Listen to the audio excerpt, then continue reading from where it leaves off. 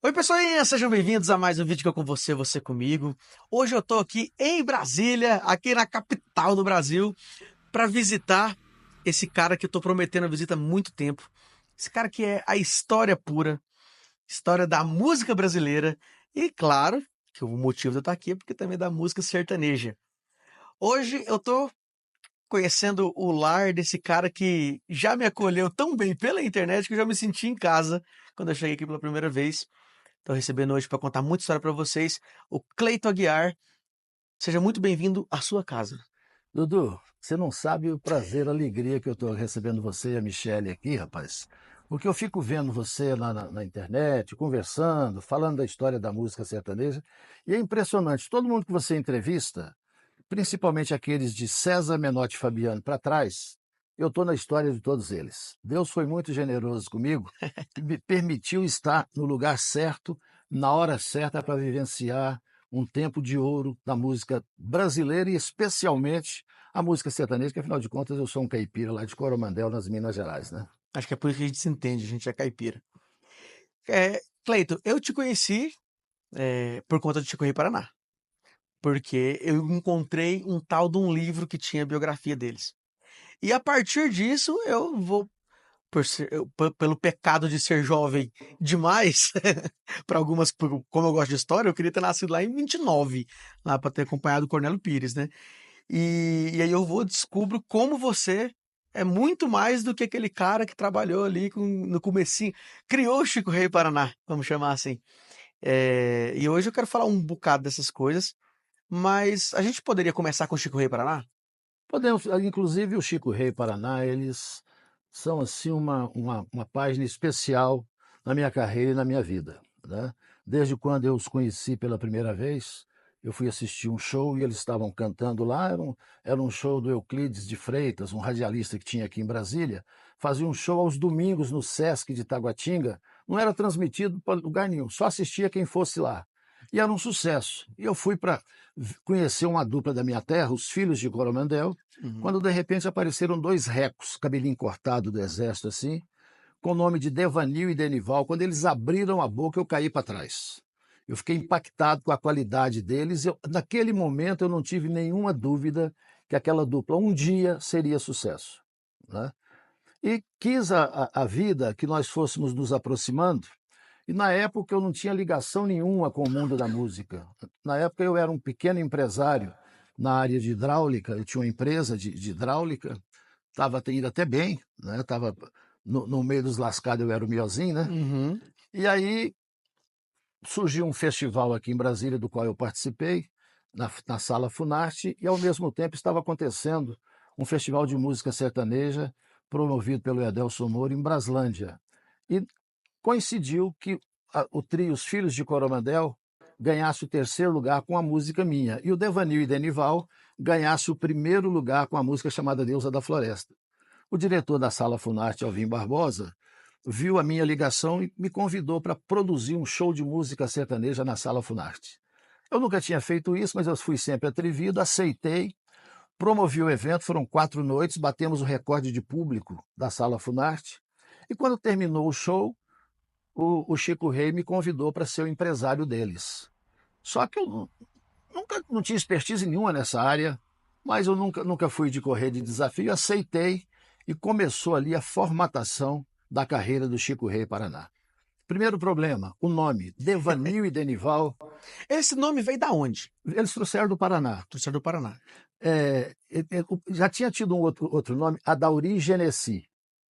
Olha, eu acho que esse aí você não citou no livro, não, hein? Não, não citei. Mas eu me lembrei agora. Era Adauri Genesi, depois Devanil e Denival, eles trouxeram esse nome do Paraná. E quando eu falei em mudar o nome, eles ficaram muito reticentes, eles não aceitaram que eu mudasse o nome e tal. Mas aí eu usei uma estratagema e num show, sem combinar com eles, eu anunciei. Falei, olha, vocês estão esperando o show do Devanil e Denival, essa dupla não existe mais, mas está nascendo uma outra dupla que é tão boa quanto aquela e que eu tenho certeza que vai fazer sucesso daqui a algum tempo, o Brasil vai aplaudir essa dupla. Quero apresentar para vocês, pela primeira vez, Chico Rei Paraná. De onde veio esse nome?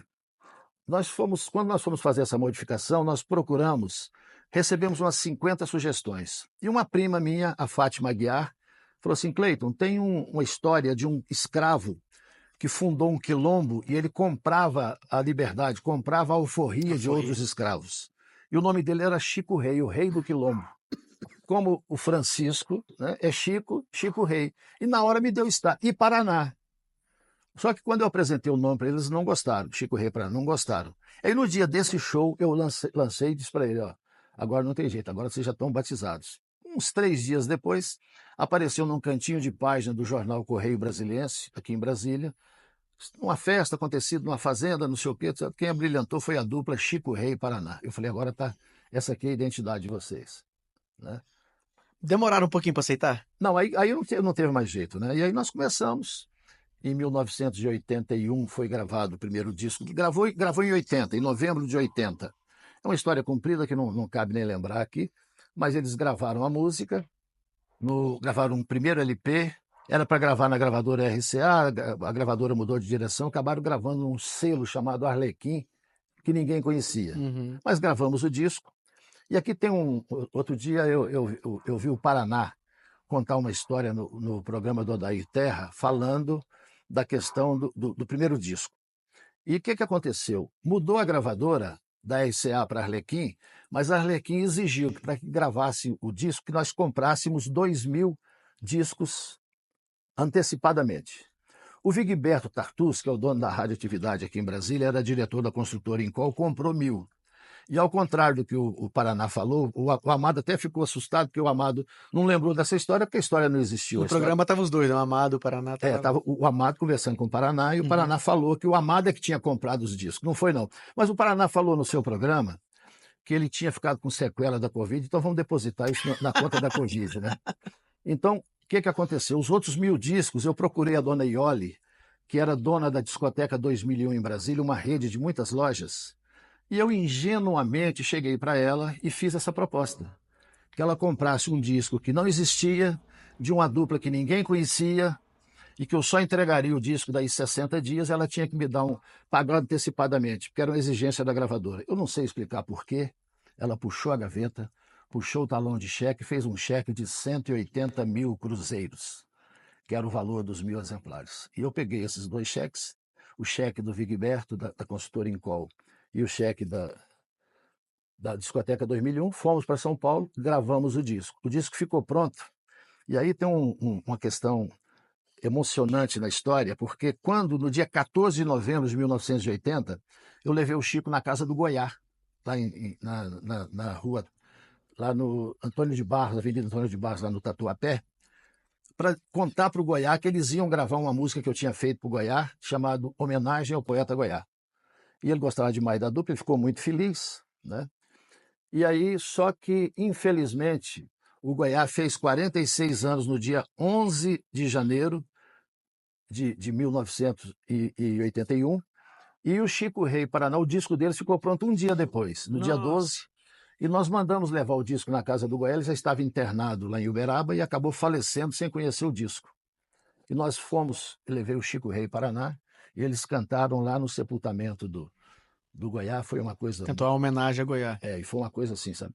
E aí, quando o selo de gravadora era um selo muito pequeno, não tinha equipe de venda, não tinha nada. Eu peguei meu carro, peguei a Belém, Brasília, rasguei até Imperatriz no Maranhão, entrando de cidade por cidade, levando um talão de notas da gravadora Arlequim, e quando eu voltei a Brasília eu já tinha vendido 5.000 exemplares e acabei vendendo 12.000 discos, que era uma marca muito boa para uma dupla que estava começando, numa gravadora que existia, sem marketing, sem nada, né? Então fizemos esse primeiro disco, depois fizemos o segundo disco. Quando nós fizemos o segundo disco, a dupla já estava com um certo nome, já estava fazendo, porque eles tocavam muito na Rádio Nacional de Brasília, na Rádio Nacional da Amazônia e tal. Eu decidi, em 1982, gravar o meu primeiro disco. E falei para o Chico Rei Paraná que estava na hora deles seguirem o caminho deles e que eu ia seguir o meu caminho, embora durante toda a minha vida e até hoje, eu sempre apoiei o trabalho do Chico Rei Paraná, sempre toquei as músicas dele. Não é para fazer favor nenhum, não é porque eram meus amigos, não. É porque é a dupla que todo mundo reverencia, que todo mundo conhece. E uma particularidade, para você ver o nível de intimidade que a gente tinha, aqui nessa casa que você está visitando hoje, o Chico Rei morou 1 ano quando ele saiu do Exército. Eles não tinham dinheiro, não tinham emprego, não tinha nada. O Chico veio morar na nossa casa e o Paraná foi morar na casa de uma amiga chamada Zenaide, aqui na Asa Norte, onde ele morou por um ano lá e o Chico morou por um ano aqui, até que as coisas começassem a fluir. E a partir daí, eles continuaram gravando. Eu entrei com um programa de televisão em 82, eu passei a apresentar um programa de televisão em 82. E em 84 entrei na Rádio Planalto de Brasília, em 86 eu fui para a Rádio Nacional. Aí Uhum. foi uma explosão no Brasil inteiro, era a emissora de maior potência da América Latina, né? E esse tempo todo fazendo shows, tocando as músicas do Chico Rei Paraná, e os maiores contratos da vida. Olha só que interessante, Dudu. Quando eu parei de ser o empresário deles, eu vendi para eles os maiores contratos da história da dupla. Só que tinha uma particularidade. Como eu não era o empresário, eu não cobrava a comissão deles. Eu fiz um contrato para eles em 1990 de $220 mil na campanha do Roriz, aqui em Brasília. Outro contrato de cento e poucos mil dólares na campanha do Siqueira Campos, lá no Tocantins, em 94. Fiz um contrato, esse foi o maior contrato, acredito que tenha sido o maior contrato da história da dupla, de $900 mil na campanha de 1998, para que eles fizessem 60 shows para o Roriz. Então nós tivemos sempre essa ligação muito profunda, e aí eu senti a necessidade de contar isso num livro. Uhum. E como eu sou muito organizado, eu tinha tudo isso anotado nas nossas. É mesmo, cara? Você anotou durante Eu o tinha tempo? tudo, a data que foi feito o show, quantas pessoas tinha, quanto rendeu. Por que você anotava isso? Você pensava. Não pensava em nada, porque como eu era empresário, eu precisava prestar conta para eles. A gente saía para fazer a viagem, quando voltava, a gente tinha que ver quanto deu, quanto rendeu, tirava as despesas para fazer a divisão dos lucros. Eu te pergunto porque você é um cara que escreve livro, você tem livros escritos, você é um cara de boa memória. Acho que a gente se identifica muito por das datas, você gosta de datas, eu gosto também. Então eu acho que é uma coisa artística sua registrar coisas, né? É, Registrar. E tipo assim, talvez você não pensou em fazer um livro, não, mas você pensou, vou registrar porque eu quero que isso esteja não, registrado. era uma coisa prática mesmo. Vou registrar porque eu fiz, está ali, está certo, né? Para ficar marcado. Para você ter uma noção, a primeira turnê profissional do Chico Rei Paraná aconteceu no Tocantins, em 1982. Foram 7 shows que nós fizemos. O primeiro foi na cidade chamada Vanderlândia, a segunda foi Araguaína, Nova Olinda, Guaraí, Pedro Afonso, Paraíso e Porto Nacional. Isso em que ano? 1982. Então não era Tocantins ainda. Não, era Era Goiás. Goiás, era tudo Goiás. Tocantins foi em 1988 Pra quem só. é bem jovem, Tocantins só existiu de 88 pra cá, era tudo É do Goiás. norte de Goiás, né?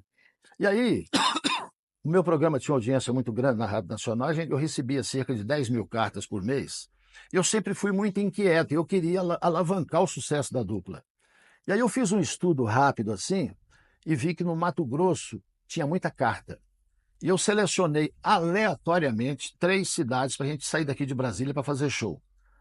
Era Sinop, Colíder e Alta Floresta. Olha a dificuldade, Dudu. Não tinha transporte para aquela região, só táxi aéreo. Não. Então o que eu fiz? Nós convidamos a tia Leninha, que é uma radialista a maior estrela que a Rádio Nacional da Amazônia produziu, na minha visão. Ela tinha um programa de contar histórias e que era um sucesso fantástico. Nós convidamos a tia Leninha, ela levou o operador de som dela, que assumiu, o Antônio José, que assumiu o Palhaço Ventania, virou o Palhaço Ventania, e o Chico Rei Paraná e o Cleiton Aguiar. Eu comprei as passagens de avião da VASP daqui para Cuiabá. Em Cuiabá, levei dinheiro suficiente para ir e para voltar, para dizer não sabia o que ia encontrar pela frente.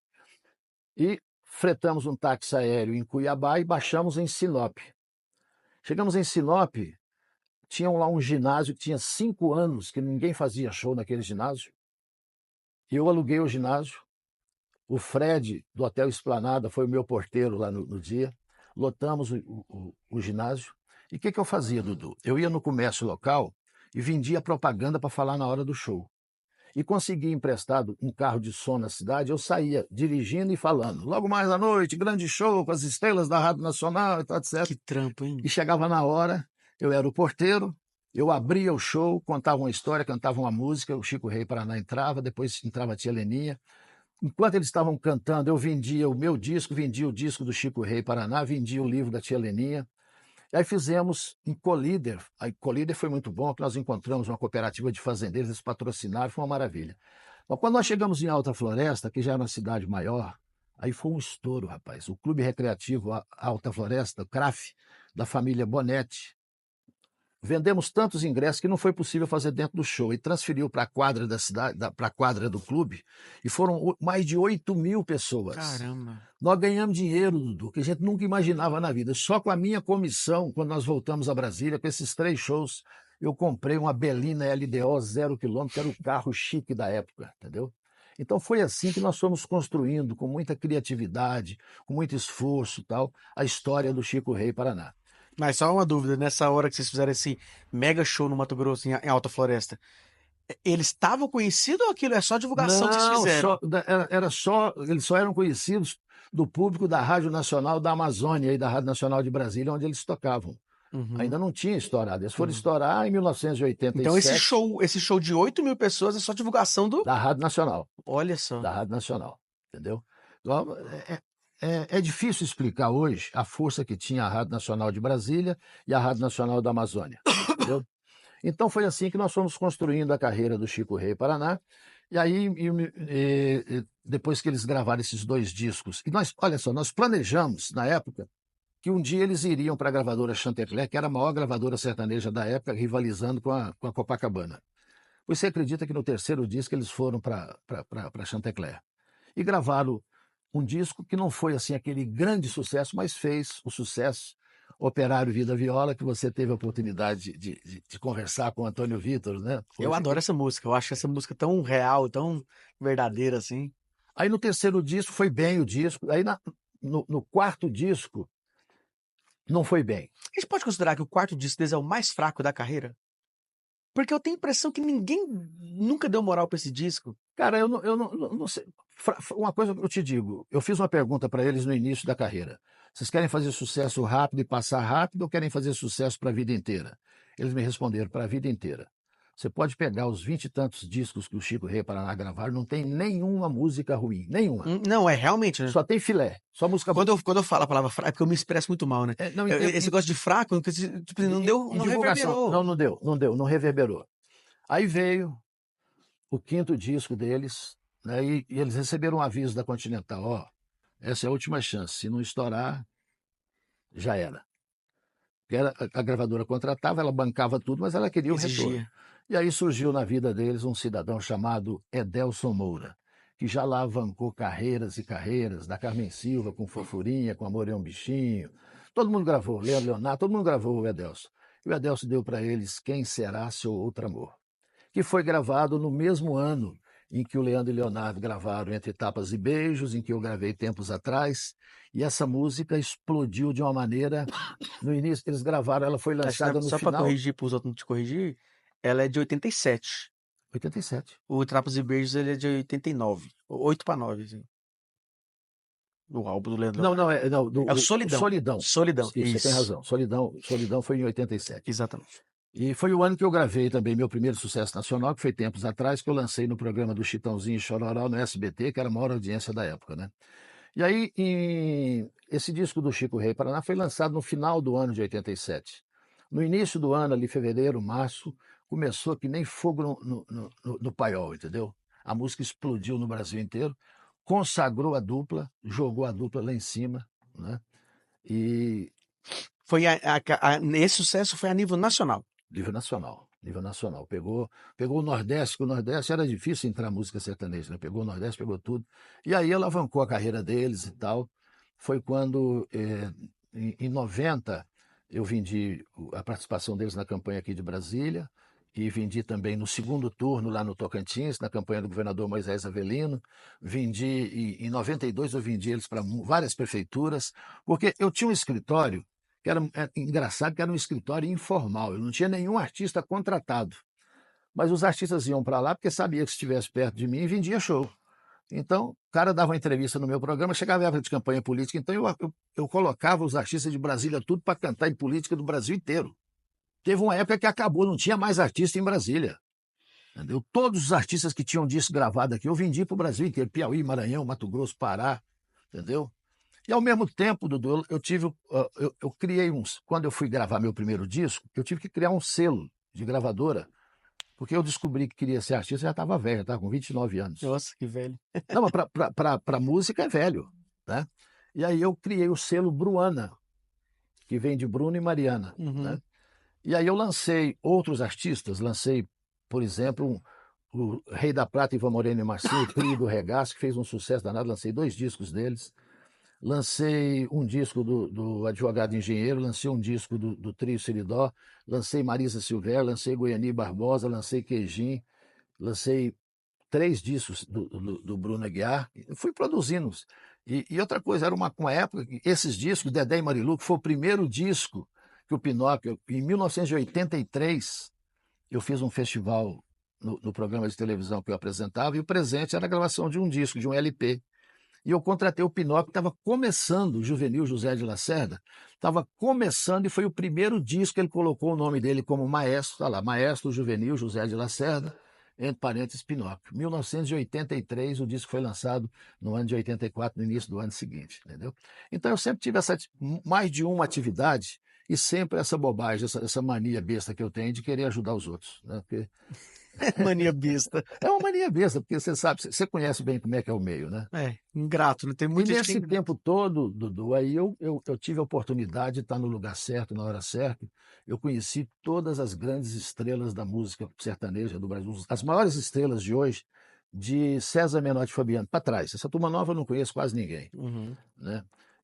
Mas todos esses passaram no meu programa, a maioria deles antes da fama. Certo. Artistas como o Milionário de Rico já era famoso, Chitãozinho e Chororó já tinha gravado Fio de o Fio de cabelo. Cabelo, mas Leandro e Leonardo, primeira apresentação deles em televisão fora de Goiás foi no meu programa em 1984. Aí veio Zazá e Zezé, nessa mesma época, 84, 85, por aí, se apresentaram no programa. Depois o Zezé gravou sozinho 2 discos solo na 3M, quando eu também gravei. Um ele gravou em 86, outro em 87. Leandro e Leonardo gravaram também lá. Roberta Miranda, a primeira apresentação da história da vida da Roberta Miranda em televisão, em dezembro de 86, foi no meu programa. Né? Então, eu tive assim uma felicidade de receber todos esses grandes. O Sérgio Reis já era famoso, mas ele era famoso pelo Coração de Papel da Jovem Guarda. Aham. Na música sertaneja estava ali ainda com o Menino da Gaita, depois veio um grande estouro com o Menino da Porteira, Mato Grosso e Matias, né? Ainda do tempo do início da carreira mesmo. Uhum.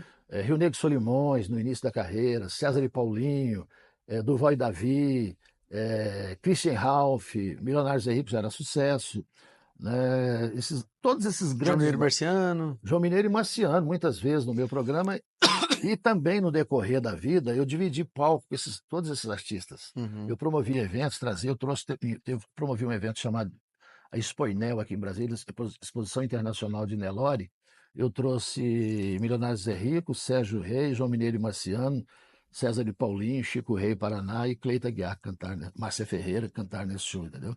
Então eu fazia isso, eu era radialista, eu cantava, eu vendia os meus shows, empresariava informalmente os outros artistas, eles iam me visitar, davam o número do meu telefone, que já era um número conhecido, 224-889761, Uhum. né? Então eu sempre tive uma vida assim de múltiplas atividades, muito ligado e sempre preocupado em contar e fazer e contar a história da música sertaneja do Brasil.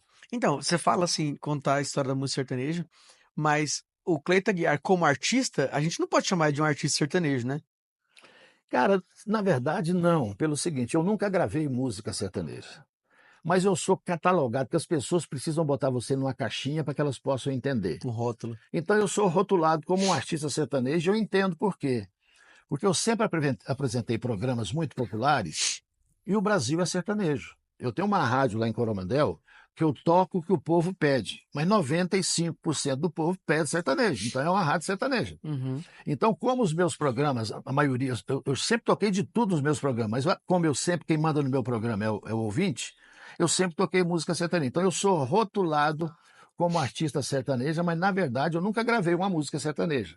entendeu? Ah, fala a verdade, não tem nenhuma que uma toadinha sertaneja ali nos discos seus. Não, tem assim, música romântica, shot, eu gravei muito shot, Uhum, baião e tal, mas gravei Guarânia, mas assim, aquele estilo sertanejo puro mesmo, eu não tenho. Mas eu não me incomodo com isso, mesmo porque eu acho que a música é tão rica uhum, que você não pode perder tempo. Ó, se você procurar no meu repertório, você encontra samba, você encontra shot, você encontra baião, você encontra uhum. choro. A sua musicalidade não tem fronteira. Pelo seguinte, porque a minha formação musical ela foi muito eclética. Eu tinha uma tia Duta e o tio Geraldo, eles tinham uma radiola, que era um grande móvel que tocava aqueles discos de 78 rotações. Antes do advento do LP, esse disco de 78 rotações tinha uma música de um lado e do outro.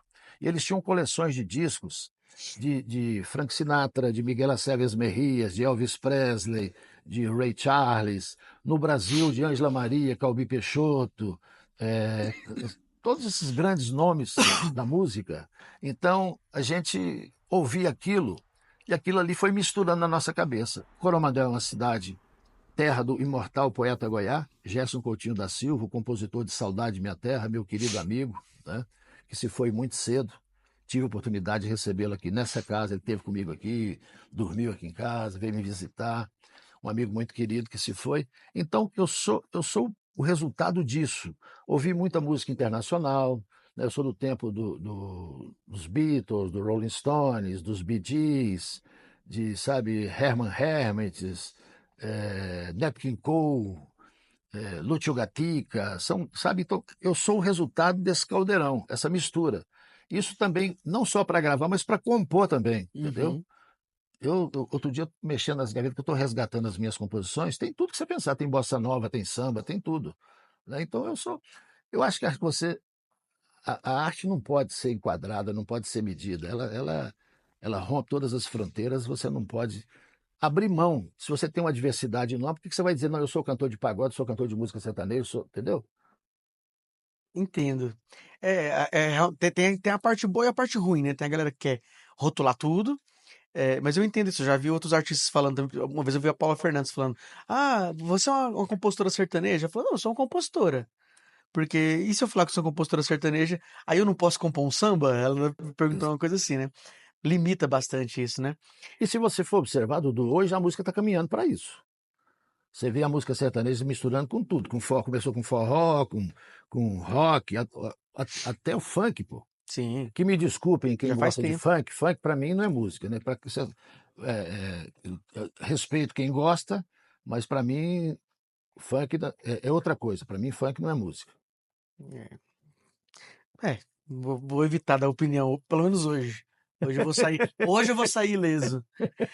Vocês atacam o Cleito, viu? Que eu ia te falar, então, porque as pessoas, elas, porque eu falo de um lado bom e um lado ruim.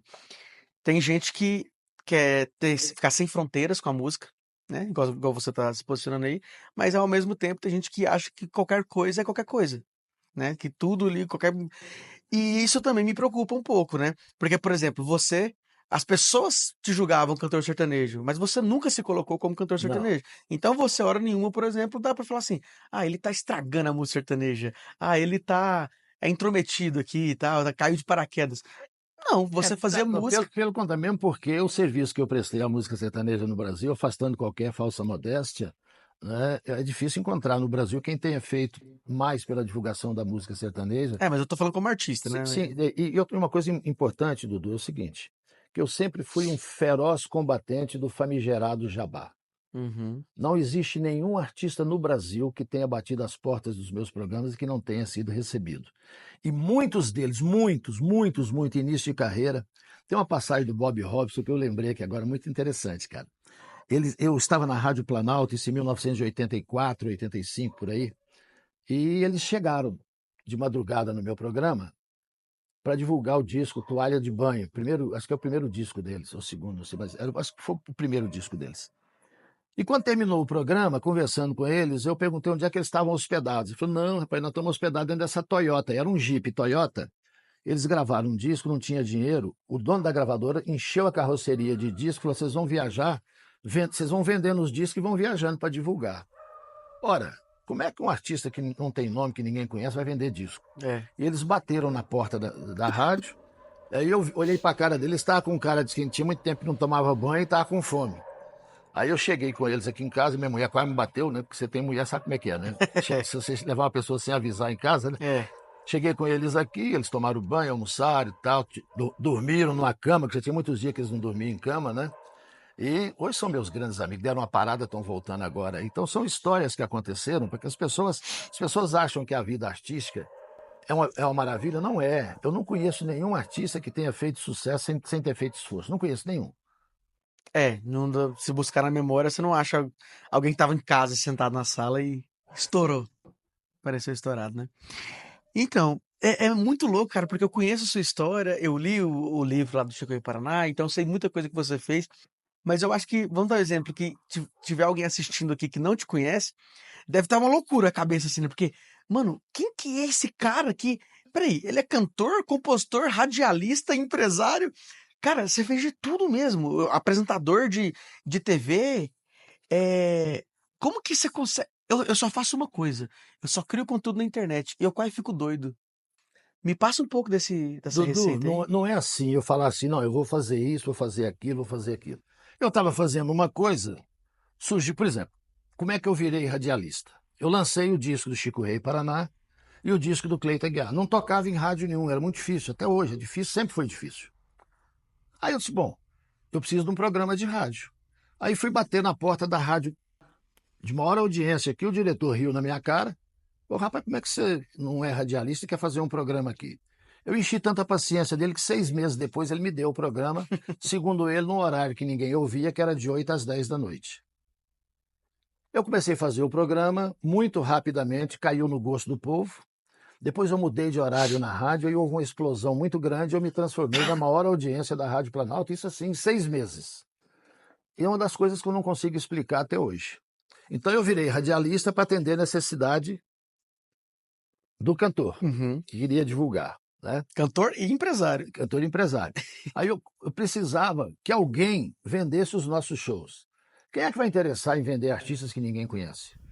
É. Então, já que não tem ninguém, o empresário, quem vai ser o empresário? Eu mesmo. Eu tenho que fazer o empresário também. Então, ao mesmo tempo, você conseguiu, ao mesmo tempo, radialista, cantor e empresário. Isso. Porque, não é porque eu quis, não, é porque ninguém queria. Não tinha no mercado. Como não tem até hoje. Né? É muito difícil. Uhum. E se você observar uma coisa, é o seguinte: os artistas que fizeram sucesso e mantiveram o sucesso é porque, além de serem artistas, eles têm uma bela de uma cabeça empresarial, que é o caso do Leandro e Leonardo, o caso do Gustavo Lima, o caso do Zezé, do Luciano, o caso do Daniel, que são artistas, o caso do Bruno e Marrone, mais do Marrone do que do Bruno, são artistas que têm uma visão empresarial porque às vezes o artista só ele sofre muito, porque ele não tem muito compromisso com a realidade, o dia a dia das coisas e tal, né? Você tem que ter, antes de tudo, coragem, porque qual era o nosso público na época? O povo que ouvia a Rádio Nacional e a Rádio Nacional da Amazônia e a Rádio Nacional de Brasília. Então, os nossos shows ficavam, no mínimo, a 800, 1.000 quilômetros de Brasília.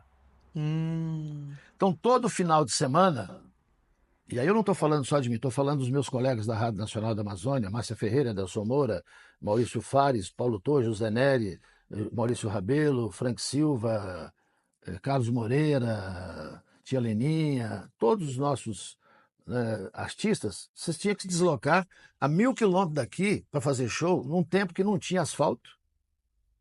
Você pegava aqui, eu viajava num final de semana 2, 3 mil quilômetros de estrada de terra, não tinha. Então você se expunha a risco de acidente, tudo aconteceu. Graças a Deus comigo, não.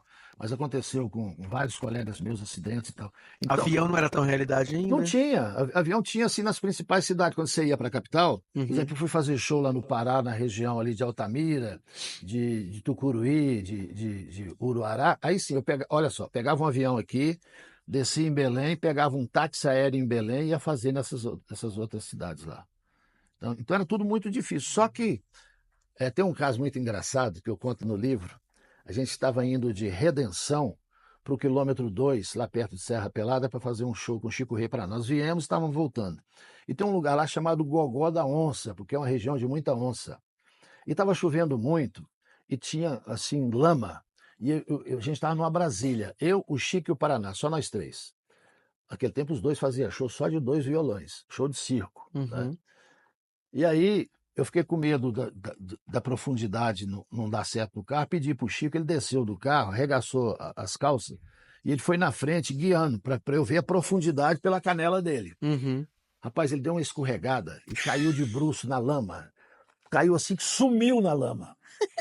Quando ele levantou, só tinha o branco do zóio, rapaz. Ele parecia um boneco de barro. Eu, mas o Paraná quase morremos de rir, Isso é mal. entendeu? Aí o que aconteceu? O Chico teve que tirar a roupa dele ali, jogar a roupa fora, porque não tinha nem, sabe? Pegamos uma toalha na mala lá para ele se enxugar e tudo e tal. A gente chegar à noite no circo. A sorte é que só tinha show no dia seguinte. Né? Então, esses percalços todos, a gente dava risada, a gente não achava difícil. Porque o grande sonho nosso era fazer o que a gente estava tendo a oportunidade de fazer o show. Nós fizemos um show em Serra Pelada para 85 mil garimpeiros. E aí aconteceu um fato desses que a vida nos reserva. No tempo da Jovem Guarda, você não nem sonhava em nascer no tempo da Jovem Guarda, tinha uma dupla chamada Deni e Dino. Coruja, uma dupla um sucesso absoluto. Eles eram meus ídolos, pô. Aí Uhum. eu chego lá em Serra Pelada, quem está lá? Um dos dois, eu não sei se era o Deni ou o Dino, tinha um serviço, ele estava lá investindo para tentar encontrar ouro, ele tinha uma equipe trabalhando para ele, e ele tinha um serviço de alto-falante lá de Serra Pelada. E aí eu vivi a situação de ter meu ídolo embaixo batendo palma para mim e eu cantando para o meu ídolo, para você ver a loucura que é essa vida. Uhum. Né? Então, tudo isso, esse sucesso todo, que não dá para contar, não tinha ninguém. Para você ter uma noção, o Amado Batista abria show do Edelson Moura e da Márcia Ferreira na Amazônia. Isso estou falando em 1980, ali no início da carreira dele e Coisa tal. que você fala pra alguém que acompanha a realidade de pouco tempo pra cá é incompreensível, E o né? mais interessante de tudo é que o Amado, o Amado tá sendo mitificado em vida, né? Merecidamente. Uhum. E o Amado faz questão de contar isso. Nós tivemos recentemente na cidade do Tocantins chamado Taipas. Ele estava fazendo um show, ele me chamou em cima do palco e disse: Olha, eu devo a minha carreira ao Eli Correia, ao Edelson Moura e ao Cleiton Aguiar, não só eu, mas grandes músicos da música, grandes artistas da música sertaneja, da música popular e tal, etc. Então ele é um cara que reconhece. Né? Então esses artistas todos com os quais eu mantenho grande amizade até hoje, porque não é fácil. Quando alguém me procura para pedir opinião se entra numa carreira artística, eu digo: olha, se a sua vocação for maior do que a loucura que você vai fazer de entrar no mundo da música, siga em frente. Mas se for só uma vontadezinha, você querer virar artista, ganhar dinheiro, vai fazer outra coisa. Sai fora, porque não é fácil. Se você pegar a história de qualquer grande artista, qualquer um do mundo, ele passou por percalços terríveis. Uhum. É o seguinte: se você tem uma loja de automóveis, você compra um automóvel, se você não vendeu o automóvel está ali. Sim. Agora, se você investe numa carreira artística, se estourar, você vai rachar de ganhar dinheiro. E se não estourar, você perde tudo. É como se fosse uma maratona. Sai 10 mil corredores, chega um, dois, três, quatro. Uhum. Entendeu? Então não é fácil. Então, quando você encontrar um artista fazendo sucesso, goste você ou não dele, respeite-o. Respeite porque ali tem muito trabalho, tem muita luta, tem muito sonho, tem muita insanidade. O cara tem que ser meio louco para enfrentar uma carreira artística, entendeu? Só que mudou muito o mercado. No tempo em que eu comecei, no tempo que esses todos que eu citei aqui, né, precisava apenas de talento. Hoje o talento está relegado a um plano secundário, hoje é de 5% de talento e 95% de dinheiro. Porque depois que os empresários, os donos do dinheiro, descobriram que música dá dinheiro, eles entraram na música para acabar. Porque o músico, o artista gosta de música, o investidor gosta de dinheiro. Uhum. Onde o investidor põe a mão, apodrece. Entendeu? Onde tem artista com investidor, o artista está cantando para enriquecer ainda mais o investidor, não é para fazer o seu gosto musical e nem nada. Sim. Infelizmente, essa é a grande realidade hoje, né? Não, isso é um fato. Há quem fale coisas contra isso, né? Mas não. Não é nem ser a favor ou contra, porque na questão do estilo musical, cada um gosta do que quiser, Sim, lógico. né? Mas essa questão financeira, e se você prestar atenção, hoje não tem mais show. Hoje é festa, porque ficou tão grande, ficou tão caro, que ninguém vai mais para a praça pública ou pagar ingresso para ir em algum lugar para sentar para ficar assistindo o show do artista. Hoje você tem que ter um lugar, tem uma mesa, tem que ter uísque, tem que ter cerveja, tem que estar para que as pessoas se encontrem, Uhum. porque virou uma coisa tão grande que eu não sei onde é que isso vai parar, né? É. É como se tivesse que ter motivação para o público, né? Tá presente. Antes as pessoas iam pelo artista, né? Acho que essa magia que a gente tava até conversando um pouco mais cedo. As pessoas já não vão tanto mais pelo artista que vai fazer o show, pela Mesmo apresentação. porque há uma super exposição tão grande do artista hoje.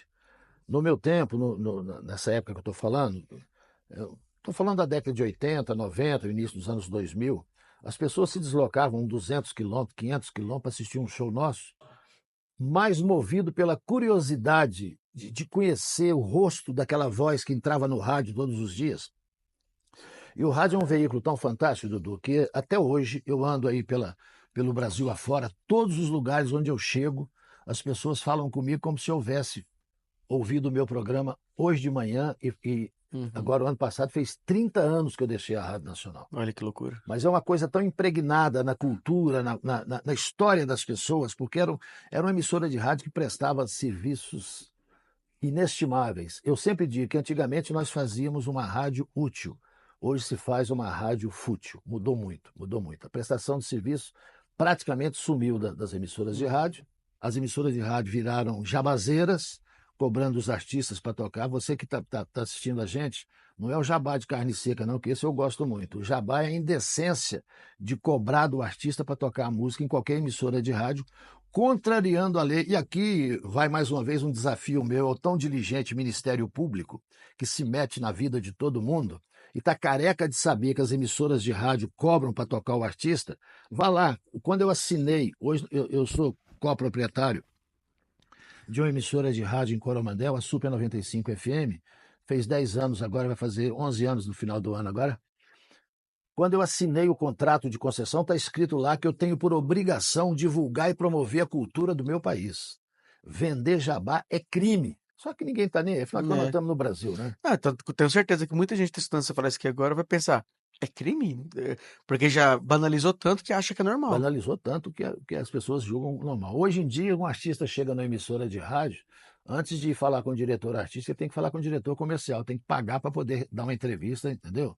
Uhum. Agora, a Super 95 FM, talvez por isso ele esteja fazendo tanto sucesso, que lá continua sendo a rádio aberta dos artistas, ninguém paga nada, não precisa dar presente, não precisa fazer promoção, não precisa nada, só precisa fazer um trabalho de qualidade, vai lá, a gente mostra, se o povo quiser que continue tocando, continua, se o povo não quiser, para, é simples assim. Falar com os empresários da Michelin Agno pra mandar um Gol Zero lá pra sortear pra ver se toca lá. Não, eu não quero não, sabe? Não, Não quero não. pô, um golzinho. Não sei se você se lembra, começou, antigamente não tinha, os artistas davam discos para sortear. Hum. Depois um lá mais ousado deu um ferro elétrico. O outro deu um liquidificador, o outro deu uma bicicleta, o outro deu um fogão, o outro deu uma geladeira. Até o dia que o Zezé de Camargo e Luciano lançaram um disco na Rádio Terra de Goiânia, dando uma casa com um carro na garagem. Não sei se você lembra disso. Não é da minha época, não. Deram um carro com a casa na garagem. Aí acabou todas as promoções. E você vai fazer o quê? Dar um avião? A Xuxa fez isso em São Paulo também, sorteou não sei quantas casas, entendeu? Então, quando começou isso aí, virou uma prostituição do trabalho. Então, hoje, se um turista estrangeiro chegar no Brasil e ligar o rádio, ele vai sair daqui com uma péssima impressão da cultura brasileira. Porque os grandes artistas também é difícil você conseguir. Agora, quando você dá oportunidade, igual na nossa rádio, na Super 95 FM, é o seguinte: se você ouvir a minha rádio, você vai ouvir que os artistas que o povo mais pede lá são quem merece ser pedido, né? Milionários é Rico, Tião Carreiro e Pardinho, Mato Grosso e Matias, essa turma que já foi a vanguarda e hoje são os tiozinhos, já estão tudo velho, que é Bruno e Marrone, Zezé de Camargo, porque eu peguei o ponto que quando essa turma entrou, eles faziam um novo da música e eram tão rejeitados quanto o sertanejo universitário. Uhum. A turma diz, isso não é música sertaneja, tá certo. Aí chegou outra, mas infelizmente a música sertaneja tem uma capacidade infinita de piorar. E está piorando cada vez mais. E para o ano que vem, você pode ter certeza que o ano que vem vai estar pior do que esse ano. Não tenho dúvida. Mas ainda bem que de vez em quando surge um Vitor e Léo, surge uma É. Paula Fernandes, tem sempre um alento, né? Uhum. Surge Michele Ariadne, que eu fiquei impressionado, porque eu tenho uma dupla que você é fã demais, eu sei, eu também, que são as Irmãs Barbosa. Ixi. A minha grande referência, a Meire e a Marilene, minhas queridas amigas das Irmãs Galvão, né? A Marilene já não está mais entre nós, entendeu? As Mineirinhas, que cantavam muito também, Uhum. né? Mas quando eu escutei Michele e Ariadne, eu falei, ó, essas meninas aí estão no meio, no mesmo patamar artístico desses grandes nomes, entendeu? E é um frescor. Infelizmente, eu não tenho muitas ilusões do sucesso. Para mim, o que que é sucesso? É você ter condição de viver dignamente do trabalho que você Pra faz. mim também. A vida inteira, Dudu, eu tive um medo danado de. Porque eu fiz muito sucesso, entendeu? Eu fiz sucesso nacional. Meu grande sucesso foi em 92, que foi o Cowboy Fora da Lei, do Raul Seixas. Eu fiz mais de 1.000 shows pelo Brasil. Cantei nas maiores festas que tem no Brasil. Cantei no maior São João do mundo, em Campina Grande, na Paraíba, no ano 2000. Entendeu? Fiz um show lá para 100 mil pessoas. Entendeu? Então, eu passei por esse. Mas eu sempre tive medo. Uma vez o Pinóquio, o maestro Pinóquio, né, que é um grande amigo que eu tenho e que a música sertaneja deve muito, ele falou: Cleiton, eu vou te arrumar umas músicas para você estourar. Eu falei: não faça isso comigo, não. Pelo amor de Deus. Eu quero continuar mandando na minha vida. Sucesso para mim era sair daqui, cantar para 10, 15, 20 mil pessoas, receber meu cachê bem, bem recheado, na época pago em dólar, mas voltar para casa sem ter ninguém gritando na porta da minha casa, poder ir no shopping, poder sair, entendeu? Sem Uhum. ninguém me rasgar minha roupa na rua. Porque esses meus amigos todos que são famosíssimos hoje, eles não têm vida, não, cara. Essa turma da ponta aí, eles não vivem, não. E a maior tranquilidade, o maior bem da vida de um ser humano é a paz. Sem dúvida nenhuma. Toda vez que alguém já me perguntou, Dudu, você preferia ser famoso ou ser rico? Ah, rico. Prefiro ser rico. Eu vou te dizer uma coisa, Dudu.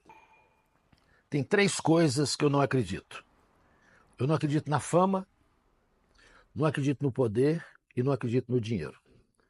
E Porque é eu já, tudo que as pessoas buscam. porque eu já tive fama, já tive poder e já tive muito dinheiro. Entendeu? E quando eu estava com muita fama, eu não tinha sossego, eu não parava em casa. Todo final de semana eu estava viajando. Aniversário dos meus filhos eu estava viajando. Aniversário de casamento eu estava viajando. Eu só nunca vendi um show em Natal e Ano Novo. Nunca permiti estar ausente da família nessas datas. Mas fora isso, você não manda. Poder. Eu acabei, fizeram uma maldade comigo e me elegeram administrador de Brasília, que é o equivalente a prefeito em todas as outras cidades. Você ser o prefeito da capital do seu país, você tem um poder político gigantesco. A única coisa que isso me fez foi tirar 18 horas do meu dia para estar com a minha família, sem ter tempo para nada, e a metade do povo satisfeito comigo e a metade contra mim, porque quando você faz aquilo que você tem que fazer, você contraria muitos interesses. Uhum. Né? Então, já tive a fama, já tive poder e já tive muito dinheiro. O dinheiro é bom demais, o dinheiro, mas ele só serve para uma coisa, para comprar. Uhum. Não sei, o dinheiro. Eu já escutei muita gente dizer assim: se eu tivesse 500 mil, eu era feliz. A primeira pancada de dinheiro que eu dei era tanto dinheiro que eu não sabia o que fazia. Aí eu comecei, o que vai mudar isso na minha vida? Eu vou ter que acordar todo dia, vou ter que ir ao banheiro todo dia, vou ter que dormir todo dia, vou ter que almoçar, vou ter que jantar. As coisas essenciais da vida. Ah, Cleiton, você não gosta de dinheiro? Não gosto demais. O que você fez com o seu dinheiro? A única utilidade que eu conheço, eu gastei, investi. Investiu em quê? Investi na qualidade de vida da minha família, ajudei os meus parentes todos, meus irmãos, meus cunhados todos, sabe? Subimos juntos. Uhum. Então, se você souber aplicar essas 3 coisas agora, quem tem o poder pelo poder, quem é escravo do dinheiro, quem é escravo da fama, sofre muito. Pois é, tem gente que usa o dinheiro pra, tipo, tá ansioso, né? Tá ansioso, tá com, sei lá, tá com aquele vazio assim, tipo, preciso comprar uma coisa pra melhorar aqui. E aí a pessoa melhora 3 horinhas, né? E Você depois sabe, você aquilo volta. sabe que uma das maiores angústias de quem tem dinheiro é que o dia dele só tem 24 horas, e ao mesmo tempo que não tem nada, entendeu? E Uhum. aí chega uma época, o cara vai envelhecendo. Eu tenho amigos bilionários que passaram dos 90 anos, a maior angústia deles é saber o seguinte, que eles passaram a vida juntando dinheiro, não aproveitaram a vida, e agora descobriram que caixão não tem gaveta, não dá para levar lá para cima. É, E aí? Né? eu penso muito nisso também. Então, tem E uma eu nem tenho receita? dinheiro, hein? E penso nisso. Tem uma receita? Não tem receita, mas é o seguinte, se você puder encontrar o equilíbrio é que é o mais difícil. Eu acho que não precisa nem ser o dinheiro, né? Qualquer coisa não Qualquer pode coisa. mandar na sua vida. Eu digo o seguinte, até água demais mata afogado, né? Exatamente. Concordo com isso aí. Pois é, e o Cleiton Aguiar artista? Você contou, quando você começou, estava ali, chegou aí em Paraná também, se apresentou e tal. Por que que o Cleiton Aguiar artista também deu uma... Parou. Não, na verdade é o seguinte, o Cleiton Guiar Artista não parou. O mercado é que mudou, entendeu? E quando eu tinha uma vitrine, a Rádio Nacional era a minha vitrine. Então, para você ter uma ideia, eu me lembrei disso aqui agora. Não sei se é do tempo do programa do Bolinha, Não, mas pelo menos você já viu falar no já Bolinha, demais. que era uma grande audiência. Um belo dia, o Chico Reis chegou para mim e falou assim, Cleiton, o Bolinha quer que você vá no programa dele. Entendeu? Aí ele falou para mim que ele não dorme, ele tem insônia, ele fica ouvindo rádio. E ele descobriu o seu programa aqui na Rádio Nacional e ele fica impressionado porque ele nunca tinha ouvido falar de você antes. E aí escutava você falando, sexta-feira eu estou no Mato Grosso, sábado no Maranhão, estou em Rondônia, no Acre, não sei o quê. Eu falei, que esse maluco faz tanto show e a gente nunca ouviu falar nesse cara? Ele falou, não, rapaz, ele é que lançou a gente, não sei o quê e tal, o programa dele tem muita audiência e tal. Aí o Bolinha me convidou e eu fiz 15 vezes o programa do Bolinha. Né? Então, a audiência do meu programa me dava 100 shows por ano. Eu não tinha empresário, o telefone tocava no meu escritório, a minha secretária vendia, anotava lá, eu não tinha agenda, nunca paguei comissão nenhuma, eu nunca vendi um show meu, as pessoas é que compravam.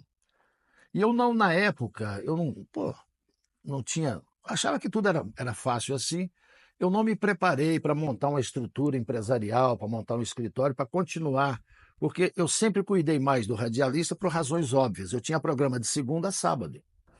Para eu viajar, era uma loucura que eu tinha que gravar os programas. Não é igual hoje.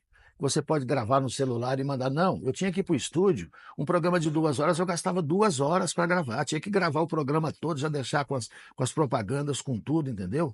Então era uma loucura. Eu passava, às vezes, 8 horas gravando para poder viajar um final de semana. Então, quando eu saí da Rádio Nacional, eu perdi o meu ponto de venda. Eu perdi a vitrine que eu tinha. E eu não tinha preparado uma outra para ter uma pessoa para ficar ligando para sindicato, fazer agropecuária, esse negócio, entendeu? E aí vai diminuindo o número de shows, vai diminuindo, e aí surgem outras oportunidades. Surgiu a oportunidade do trabalho do marketing político, que é mais uma vertente que eu tenho também. Ah, Né? Eu faço de trabalhar com marketing político em época de eleição. Tinha um antigo showmício, tiraram a música, ficou o trabalho do marqueteiro. Entendeu? E aí, como nesse trabalho de marketing político, eu fui me aproximando da política, acabei prefeito de Brasília, né? Depois fiz várias campanhas, dividi campanha aqui homéricas aqui com o renomado Duda Mendonça, fizemos uma campanha aqui para o Roriz em 98, que ele cuidou da televisão, eu cuidei do rádio, coordenei toda a campanha na parte de eventos do Roriz. Então, aí eu fui me distanciando da música e o mercado foi tomando um rumo que eu, por questões éticas, eu fui criado numa família de muita retidão de caráter e tal, e tem certas coisas que eu não admito fazer, entendeu? Hoje em dia virou um mercado, virou uma vergonha o mercado. Quando as pessoas que têm dinheiro descobriram que a música, acabaram com a música. Hoje ninguém faz carreira artística, hoje faz carreira financeira. Se você parar para pensar, Dudu, artistas que há 2, 3 anos atrás estavam em primeiro lugar nas paradas de sucesso, hoje ninguém nunca mais vê falar deles. uhum. Porque o dinheiro para divulgar acabou. Hoje não existe sucesso espontâneo, hoje é sucesso comprado. Você pega um artista que lança um disco hoje, amanhã o cara está com 150 milhões de visualizações no YouTube. Isso é uma grande ilusão. Você pega um cara que está com 100 milhões de visualizações no YouTube, Você marca um show com ele em qualquer lugar, vai 300 pessoas. Entendeu? E as pessoas se iludem com isso, as pessoas estão perdidas, a vaidade tomou conta do mundo. Uhum. E com isso eu fui perdendo o mercado e praticamente eu parei com a carreira de cantor. De vez em quando, ainda tem algum saudosista que contrata o Cleiton Aguiar, eu vou, porque é o seguinte, eu tenho uma banda fantástica que me acompanha a vida inteira, né?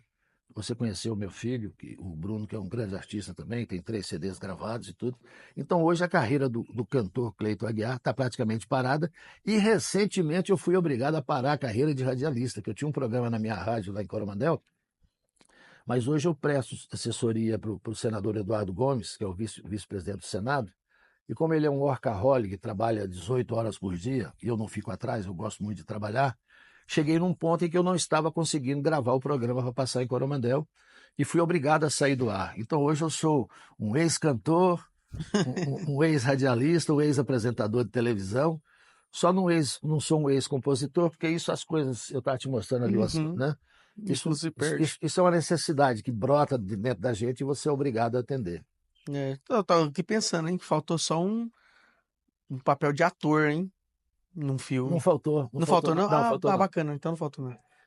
Eu fiz 8 filmes, Super 8, não sei se chegou a conhecer, porque Super 8 é o negócio da o fita. filme normal é 32 polegadas. Tinha o de 16 polegadas, que era com a tela menor, e tinha o de 8 polegadas, que era menor ainda. Então, eu fiz 8 filmes aqui em Brasília, amador, lógico, né? Uhum. Participei de peças de teatro. A minha história com a cultura começa com 7 anos de idade, quando eu, aluno do Grupo Escolar Osório de Moraes, escrevi uma poesia sobre o Tiradentes e declamei na frente dos meus colegas. Foi a minha primeira participação artística, né? Depois eu fiz parte do coral Carlos Gomes, do ginásio de Coromandel, né? E ganhei um violão, comecei a arranhar um violão, comecei a escrever poesia, comecei a fazer Criou música. o Beatles do Coromandel, que eu vi a foto The ali. Kings, nós éramos The Kings. Rapaz, você não tem noção do que os Beatles fizeram com a cabeça da juventude do mundo inteiro. Nós éramos do tempo do Nelson Gonçalves, Boemia, aqui me tens de regresso, aqueles vozeirões e tal, de Uhum. repente, Tiloso, yeah, yeah. Rapaz, foi uma loucura, nós deixamos o cabelo crescer, e naquela época, se você deixasse um cabelo crescer mais um pouquinho, isso aí é viado, isso aí cabelo é viado. Até hoje é assim, imagina, nessa época. Não, mas hoje não pode falar mais viado, se falar viado hoje você vai até preso, né? Mas naquele tempo não tinha Ah, então eu vou prender uma galera então, que fala isso pra mim no Instagram. Não, no meu tempo não tinha essas viadagens. Você Aham. podia chamar as coisas pelo nome, hoje não pode, né? Aham. Então, Verdade. cara, então eu sempre tive muita ligação com a música, com o cinema, com arte. Sempre fui um leitor voraz. E aí eu tenho que acreditar o meu saudoso e querido pai, Tony Aguiar, que ele tinha uma biblioteca em casa, lá em Coromandel. Aos 13 anos de idade eu já tinha lido Rui Barbosa, Jorge Amado, Carlos Heitor Coni, Euclides da Cunha, Leão Ures, José de Alencar, Machado de Assis, Guimarães Rosa. Guimarães Só Rosa, chutei. Fernando Sabino, entendeu? Então, Graciliano. Graciliano Ramos, Vida Seca, o Carlos Heitor Coni, Mário Palmério, que é um escritor de Uberaba fantástico, o Zé Cândido de Carvalho, né? Então, alguns clássicos também, Dostoiévski, né? Então, isso formou uma base cultural em mim que me ajudou a vida inteira, né? Aí, quando por acaso surgiu essa oportunidade de virar artista, que aconteceu nesse show da Sala Funarte, em que quando eu cantei, que o público levantou e começou a cantar o refrão da minha música, só feridas deixou. Shot Mineiro é o nome da música que mudou a minha vida, mudou radicalmente a minha vida, porque no tempo eu era um profissional bem-sucedido, mas eu não era feliz, porque uma das coisas mais difíceis, Dudu, é o ser humano descobrir do que ele gosta e conseguir viver do que ele gosta. Porque aí eu lembro do meu querido e saudoso irmão, o Hélio Aguiar, o Hélio, que ele dizia o seguinte: meu irmão, quem faz o que gosta não precisa trabalhar. Verdade. Porque nós que somos artistas, quando você está em cima do palco cantando, ali, rapaz, nós estamos divertindo mais do que o público. Uhum. O problema é o que você tem que fazer para chegar lá em cima do palco, É. né? Então, resumidamente, é esse o espírito que me fez ser esse artista multifacetado, mais por necessidade do que por planejamento. Eu nunca planejei nada na minha vida. Nunca. Nunca falei assim, o ano que vem eu vou fazer. Não, sempre, as coisas sempre foram acontecendo, né? É uma loucura, né? Porque a gente é ensinado a planejar, né? Tudo que a gente vai fazer, então É, organizar, né? é. Aí você vem e fala que minha vida inteira eu não planejei nada. Você sabe, é porque eu não me lembro de ter trabalhado nunca menos de 12 horas por dia. E teve um aspecto da minha vida que me forçou mais ainda a, a ter essa busca pelo, pelo sucesso, não, não por vaidade, mas por necessidade. Eu, com 23 anos de idade, meu pai era um pequeno empresário, pequeno comerciante em Minas Gerais, e as coisas andaram para trás, lá como acontece sempre, essas histórias são recorrentes, e tive que trazer para Brasília minha mãe, mais 4 irmãos, e acharam que estava pouco, mandaram uma prima junto também, entendeu? Então eu que tinha que cuidar só de mim, de uma hora para outra, passei a ter dentro dessa casa aqui 7 pessoas. Ninguém trabalhava, tudo menor de idade, eu era o único mantenedor da casa. Você imagina, você de repente, você está aqui só, tranquilo, sossegado, fazendo faculdade, né? Bonitão, 23 anos de idade, um carrinho, já tinha um carrinho, tá, etc. As moças, Namorando as menininhas nossa, aí, rapaz, fazia fila das menininhas, tá, etc, né? E de repente você assume essa vira um pai de responsabilidade. família. Então eu digo o seguinte: naquela época eu não fracassei porque eu não tinha essa possibilidade. Uhum, Não era possível fracassar. Tudo que eu fazia tinha que dar certo, porque aquelas pessoas dependiam de mim, uhum. entendeu? E aí eu, talvez pelo meu signo, eu sou ariano, eu me atirava de cabeça nas coisas. E nunca contei com a possibilidade de dar errado. E por isso é que não dava errado, só dava certo.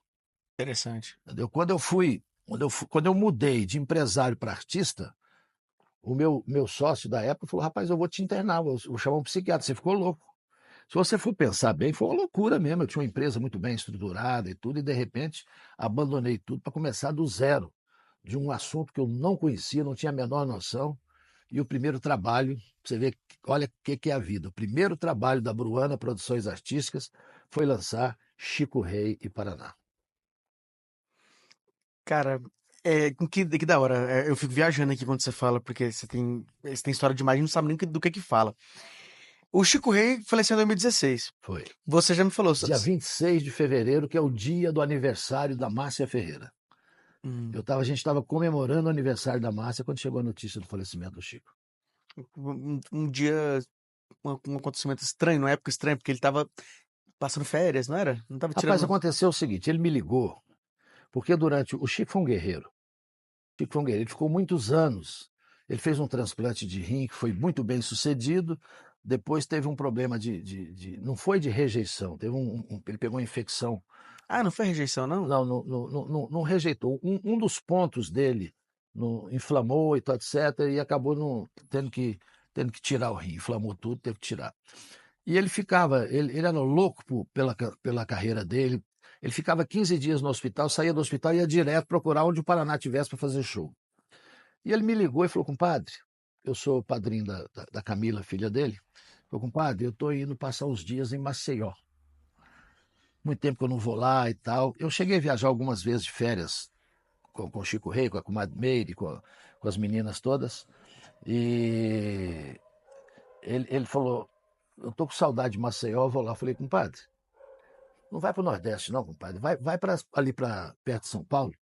Porque aconteceu de algumas vezes ele passar mal, alguma intercorrência, e ele precisar de pegar uma UTI aérea para poder chegar num centro bem desenvolvido. Uhum. Falei: no Nordeste a situação lá é precária, de hospitais e tudo. Vai ali para Ubatuba, para Praia Grande, para o Guarujá, que você está ali pertinho de São Paulo, você está na praia. Qualquer probleminha, você está do lado ali, pô. Pega o helicóptero e em 15 minutos você está no Hospital do Rim lá. Uhum. Ah, compadre, mas eu estou me sentindo tão bem. Aí ele foi. Foi, já tinha uma semana que ele estava lá, e ele fazia hemodiálise, né, praticamente todo dia.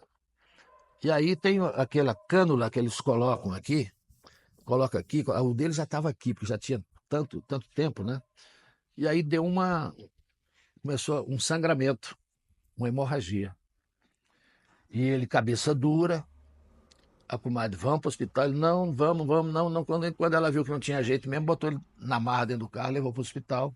Infelizmente, poucas horas depois ele veio a falecer, né? Pois é muito triste saber que o cara tava querendo dar uma descansada, né, de férias e tal, e falei, morrer tão longe de casa assim, né?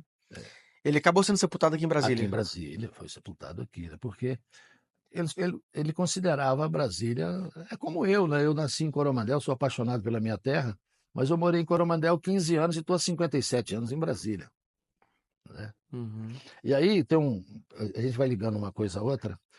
Quando eu lancei o livro, eu fui lançar, eles são naturais de Arapongas. uhum, Só que nem o povo de Araponga não sabe que eles são de lá, porque eles foram criados em Ivaiporã. Então, eles sempre que falavam do Paraná, eles falavam em Ivaiporã e não de Arapongas. Mas eu fui lançar o livro deles em Arapongas e a livraria Santa Terezinha me ligou, me comprou 300 livros e eu fui para lá fazer o lançamento, né, vender os livros todos e uhum. tal. E depois eu fui para Ivaiporã, lançar Ivaiporã. Aí o Chico falou, compadre, eu quero ir lá em Ivaiporã, eu quero ir com você. E ele foi comigo.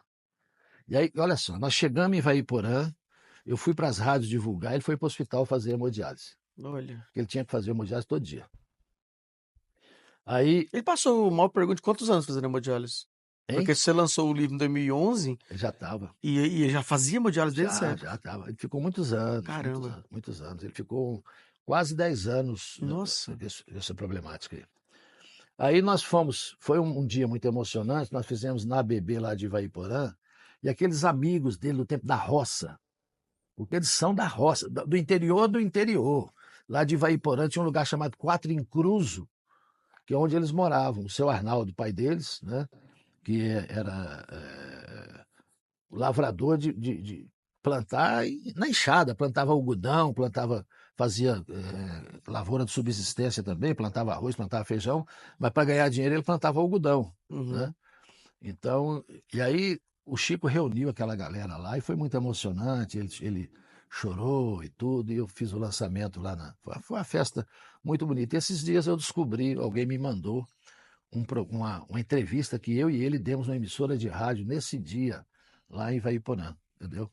Aí a gente pegou o avião lá, veio para cá, chegou aqui, ele foi direto para o hospital fazer hemodiálise também, então era um sofrimento terrível. Mas quando ele saía do hospital, teve uma vez, inclusive, que ele me chamou para ir para Paracatu, e lá em Paracatu, ele queria ir para São Francisco, 900 quilômetros de distância. Eu falei, compadre, você não leva a mão não, mas eu não vou deixar você ir não, cara. Enfrentar uma viagem de hoje, vocês são do hospital ontem, Tá rapaz. doido. Aí eu trouxe ele para trás, não deixei ele. Hum, meu Deus, que loucura. Todo mundo que conheceu o Chico sempre fala muito bem dele pra mim. O Chico era o Relações Públicas da dupla. O Paraná sempre foi um cara muito fechado, entendeu? Que cantava. O Chico cuidava de tudo. O Paraná tinha a tarefa de cantar. Ele não tinha noção das coisas, nada da administração da dupla, tudo era o Chico, entendeu? E ele, depois do desaparecimento do Chico, ele foi obrigado a assumir, né, a própria administração, mas ele Uhum, sofreu muito porque ele não tinha. uhum, Ele não cuidava de nada. O Chico é que era o grande relações públicas, que o Chico era o Chico era um cara muito simpático, muito expansivo. Já o Paraná é um cara muito fechado, não é de ficar relacionando com ninguém. O negócio do Paraná, quando ele tem um tempo livre, é para ir para o meio do mato, caçar, dar tiro e tal. Já o Chico gostava era de praia, o Paraná não gosta de praia e tal.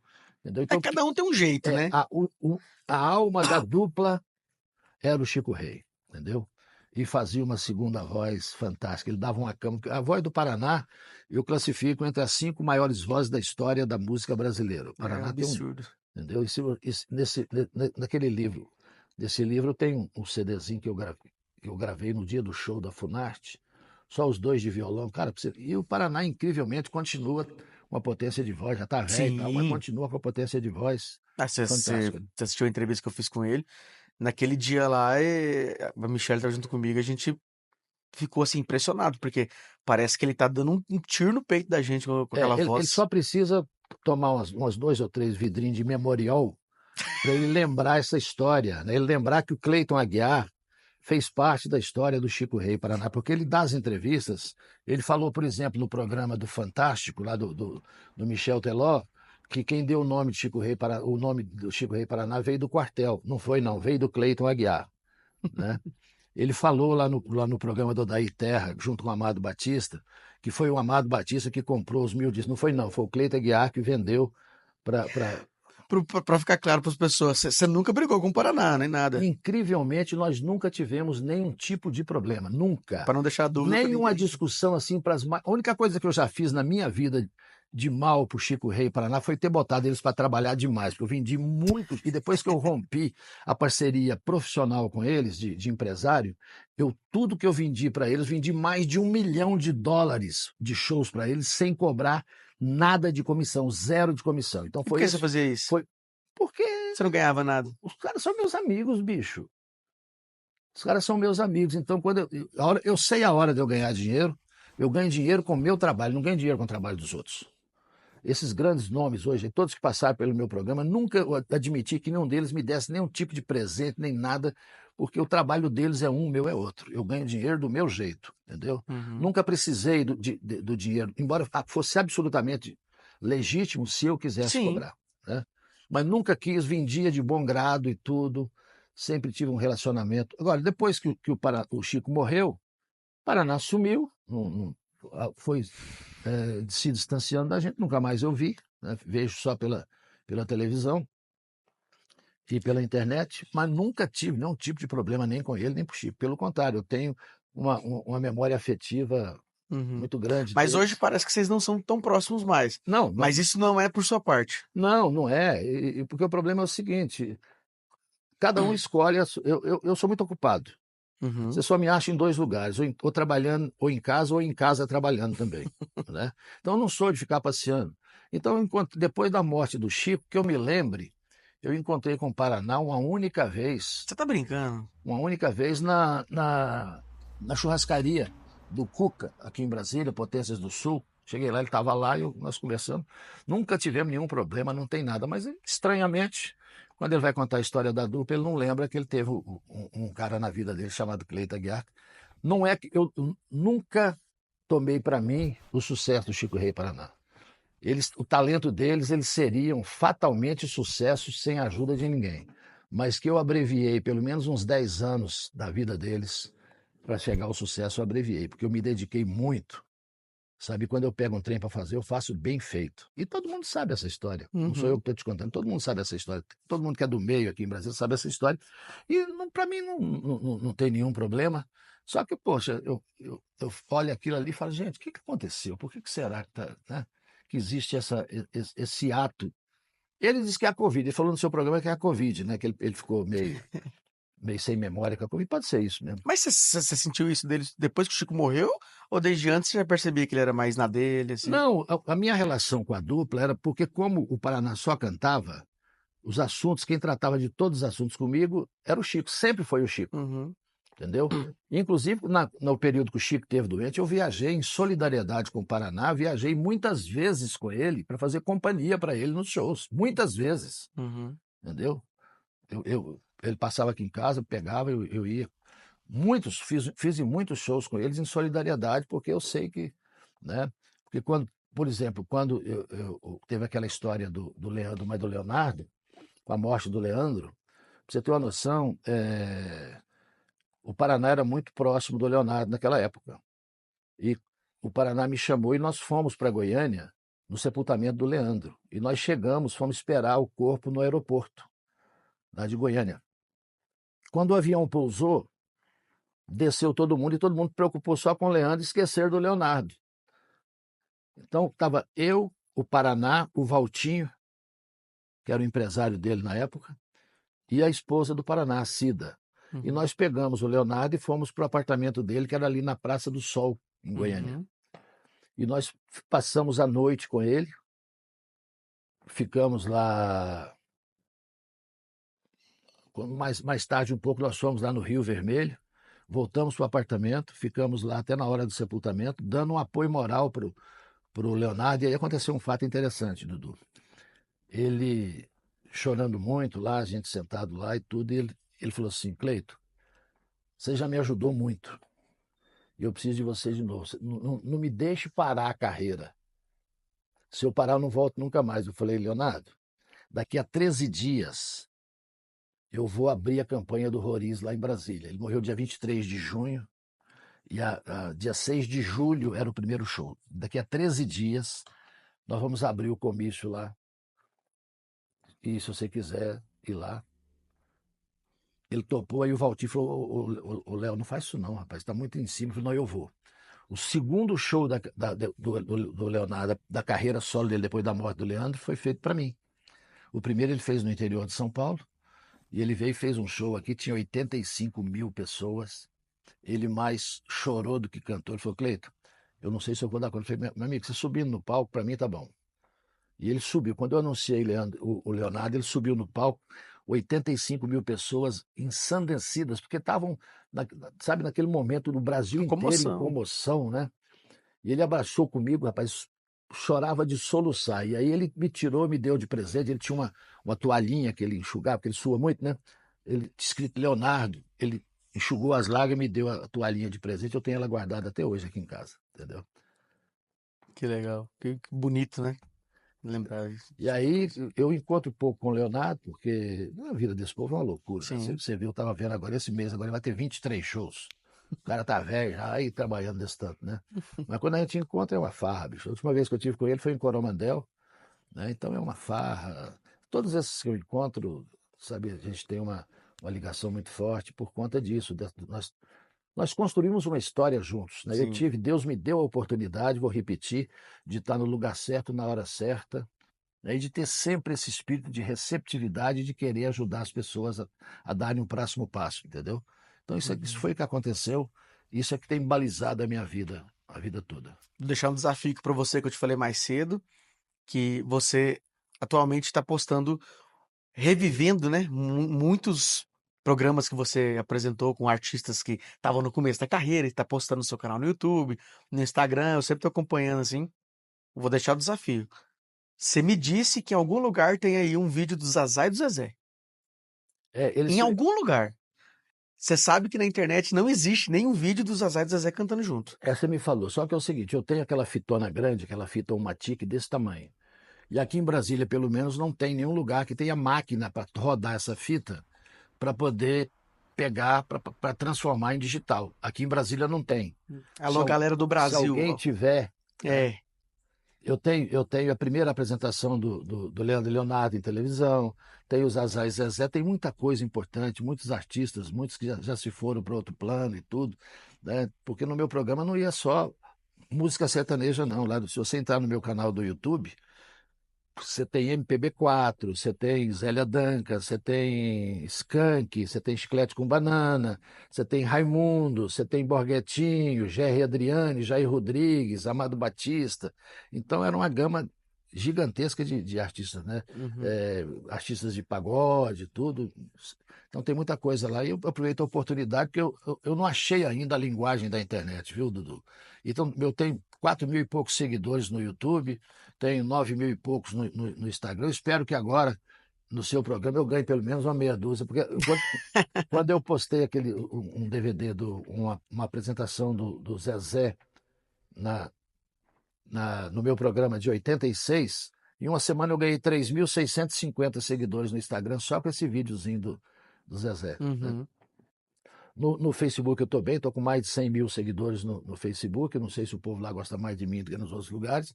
Mas no YouTube estou chegando agora nos 5 mil, Uhum. né? É, o YouTube tá cada vez mais difícil, pode ter certeza. E eu estou precisando de, sabe, eu não ganho nada com isso, porque todo vídeo desse que você posta, o direito autoral vai para o artista que você está postando. Mas é que é uma riqueza tão grande que eu não tenho egoísmo de ficar com isso para mim. Eu quero Uhum. dividir, né, porque as pessoas. Eu tenho nas minhas mãos a história de 40 anos da música sertaneja no seu tempo áureo, que produziu as maiores estrelas duradouras da história, né? Uhum. Você pega, por exemplo, eu peguei o Leandro e Leonardo na primeira apresentação e o Leonardo está fazendo sucesso até hoje. João Paulo e Daniel, o Daniel está fazendo sucesso até hoje. O Zezé com o Zazá, depois o Zezé sozinho com o Luciano fazendo sucesso até hoje, né? Christian Ralph, peguei os dois também, entendeu? Então, cara, é uma riqueza muito grande que eu quero dividir, eu não quero isso só para mim. Porque eu estou numa fase da minha vida já, viu? A única coisa que eu preciso hoje, graças a Deus eu tenho, é paz. O resto eu estou bem comigo mesmo, né? Construí uma história de. E tive um reconhecimento, por exemplo, eu tenho a honra de ser cidadão honorário de Brasília, cidadão honorário do Amapá e cidadão honorário de Palmas, no Tocantins. Então, não é, esse reconhecimento veio de outras formas. Eu te mostrei ali uma parede cheia de condecorações e Uhum. tudo. Então, são coisas que abastecem e faz com que eu não tenha mais a vaidade, que não tenha mais o ego, porque eu superei todas essas fases. Porque o perigo do artista, Dudu, é que eu tive pelo menos 10 anos da minha vida que desde a hora que eu acordava até a hora que eu dormia, as pessoas diziam para mim que eu era o mais bonito, o melhor cantor do mundo, o melhor radialista, o mais lindo e tal. Se você não tiver uma formação sólida, você cai. Se você acreditar, o artista, quando ele acredita nisso, ele inicia o começo da derrocada dele, Uhum. entendeu? Então, eu passei por tudo isso. Respeito que o público sinta isso de você, porque você projeta isso e aquela pessoa vê em você a imagem daquilo que ela gostaria de ser, né? Mas Uhum. você não pode acreditar. É. Ele pode, mas você não, entendeu? Graças a Deus eu conheci isso, passei por todas essas fases da minha vida, mantendo a tranquilidade, a calma que eu preciso, né? E agradeço demais a Deus de poder ter tido essa trajetória de olhar para trás e ter orgulho daquilo que eu fiz. Ó, eu deixei essa dúvida no ar quando eu fiz o vídeo do Chico Rio Paraná, da história. E aí agora você pode falar pessoalmente para as pessoas. Não tem como encontrar esse livro mais para comprar. Não, não tem. Inclusive, eu estou pensando em encontrar um parceiro para republicar esse livro, para reimprimir, porque é o seguinte, Dudu, tudo tem um objetivo. Quando eu escrevi esse livro, era para mostrar para um público que não conhecia Chico Rei Paraná quem era Chico Rei Paraná. Porque o público do livro não é o público do disco, não é o fã que acompanha. E eu consegui, porque eu consegui vender 6.000 exemplares. É uma venda fantástica para uma produção independente. Mas o meu objetivo era vender 20.000 livros. E eu teria alcançado esse objetivo se o Chico não tivesse morrido. Uhum. Quando o Chico morreu, perdeu o objeto daquilo que eu pretendia com o livro. O que é que eu pretendia? Transformar a dupla para conquistar outros públicos que eles não tinham. Com a morte do Chico, o Paraná resolveu matar também a dupla, acabou com Chico Rei Paraná e assumiu só o nome de carreira solo. O Paraná é um direito que ele tem, né? Então eu vi que não tinha mais por que eu continuar divulgando uma dupla que não existia mais. Uhum. Mas acontece que o número de fãs do Chico Rei Paraná é grande demais. E até hoje eu recebo pedidos do livro. Então eu estou à procura de alguém que se interesse em fazer uma republicação dele em papel, né, que as pessoas gostam. Ainda tem esse tal de e-book, mas o povo gosta de mexer no papel.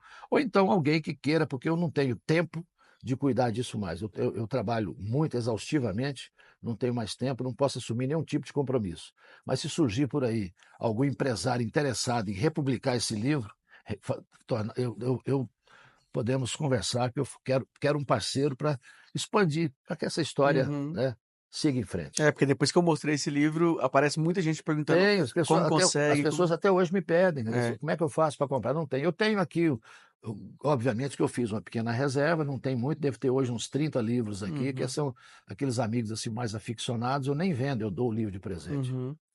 Bom, vamos caminhando para o final. Esse violão ficou o tempo todo do seu lado aí e ele ainda não foi utilizado. Eu queria que você utilizasse ele pra gente ver esse lado artístico aí. O primeiro sucesso meu foi uma música do Goiá, que é o compositor de Saudade de Minha Terra.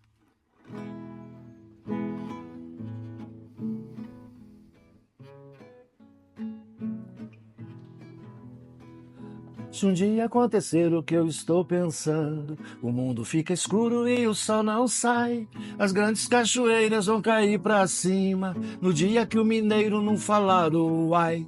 Um ônibus de Minas, outro de Goiás, fazia um horário muito apertado, e logo na divisa deu uma trombada e foi só pra todo lado. Uai, uai, uai, uai, uai, uai, uai, uai. Um grande sucesso de 1992.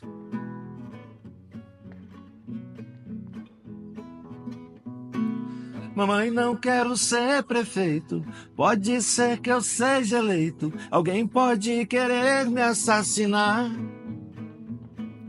Eu não preciso ler jornais, mentir sozinho eu sou capaz. Não quero ir de encontro ao azar. Cowboy Fora da Lei, né? Que é uma música.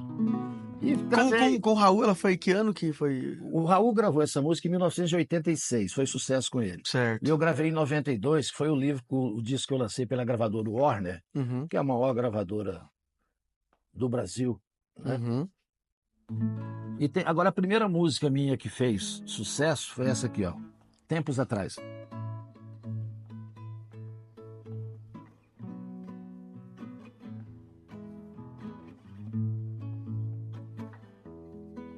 Eu nasci no interior há tempos atrás, onde o rio faz a volta e a saudade dói bem mais. No meu lugar, cada esquina um violão, cada boca uma canção, cada peito um grande amor, cada olhar uma paixão. Ficou perdida no tempo, sorrisos e lágrimas de alguém que partiu. Tempos atrás, foi um grande sucesso meu. Tem uma outra música.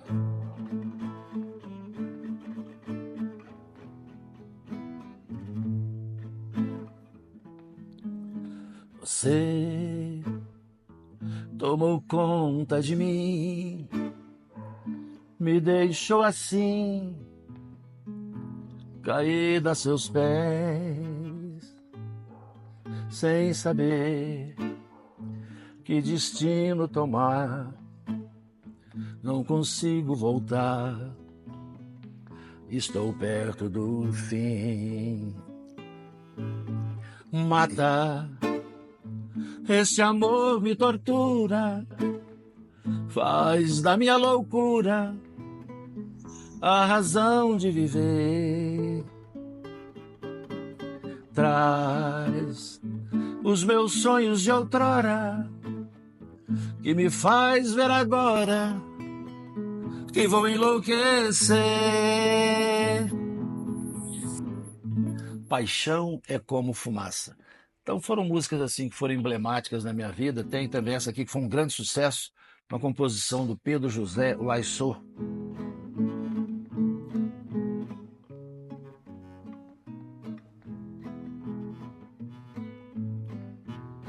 Sou lá da terra do trem do ai, eu vim de onde só falo o que convém.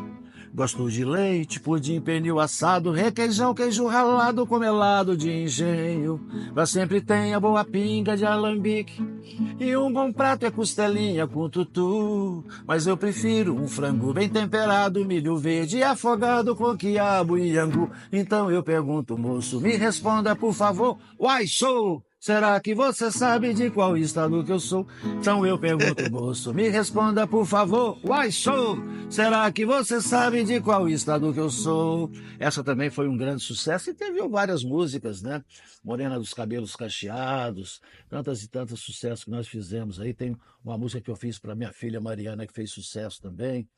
Tem uma música minha que foi gravada pelo Chico Rei Paraná, que foi naquele disco do Quem Será Seu Outro Amor, que vendeu 350 mil cópias, né? Country Club Sertão. Eu gravei também, Chico gravou em 87 e eu regravei em 89. Ah, se eu fosse um cantor americano, que todo dia no cinema a gente vê, a meninada ficaria ouriçada, eu pintaria nas novelas da TV. Country Club Sertão, grande sucesso de Chico Rei Paraná. E tem muitas músicas, eu gravei 13 discos, né? São cento e tantas músicas. Algumas fizeram mais sucesso. Tem uma assim, ó. Essa aqui talvez seja o primeiro rap que foi feito no Brasil. Rap? É, presta atenção.